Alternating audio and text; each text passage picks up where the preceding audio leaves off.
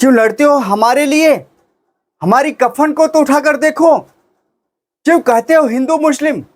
कभी एक दूसरे को गले लगाकर तो देखो। नमस्कार दोस्तों, मैं हूं Amit, youngest motivational speaker and computer trainer. आपका सभी का स्वागत करते हैं अपने ASD मोटिवेशन अमित में। जी हाँ दोस्तों, ये है life management best motivation line Kabir ji के, जिन्होंने अपने जीवन काल में अत्यंत अद्भुत चीजें की। कहा जाता है कि कबीर जी पवित्र आत्मा भगवान स्वरूप थे, जिनकी मृत्यु के बाद उनका शरीर फूलों में परिवर्तित हो जाता है, जो सुल्तान से भी नहीं डरते हैं। जब हिंदुओं और मुस्लिमों के सामने उपस्थित सुल्तान के सामने हंसने लगते हैं, तब सुल्तान भी अचंभित हो जाते हैं, क्योंकि हिंदुओं और मुस्लिमों ने कबीर को दंड देने के लिए सुल्तान के सामने उनकी शिकायत की थी। सुल्तान उस समय के काफी शक्तिशाली राजा थे।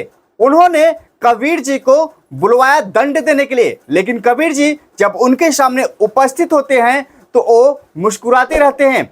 यह देखकर सुल्तान काफी क्रोधित हो जाते हैं और वो उत्तेजित होकर बोलते हैं, तू मेरे सामने खड़ा है और तुम्हें डर नहीं लग रहा है?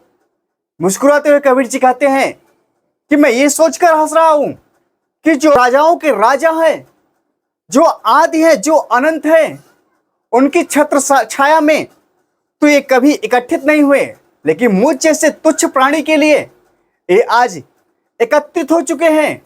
इसी बात को सोचकर मुझे हंसना आ रहा है। यह सुनकर सुल्तान काफी गुस्से में आ जाते हैं।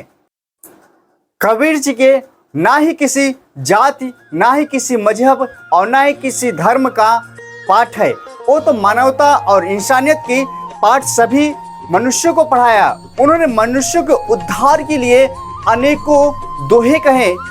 कबीर जी के 2 लाइन की दोहे बड़ी बड़ी बातें कही जाती हैं, जो लाखों करोड़ों या अनगिनत रूपों में हैं। अगर कबीर जी के दोहों पर कोई व्यक्ति चलता है तो उसका जीवन धन्य है। तो हम ऐसे पिछले कुछ दिनों कबीर जी के दोहों के साथ रहने वाले हैं। यदि आप हमारे चैनल पर नए हैं तो आप हमारे इस चैनल को सब्सक्राइब कर लीजिए, क्योंकि आने वाले कुछ दिनों में हम कबीर जी के मुख्य दोहों के साथ उपस्थित रहेंगे। तो आपसे लेते हैं विदा। जय श्री राम।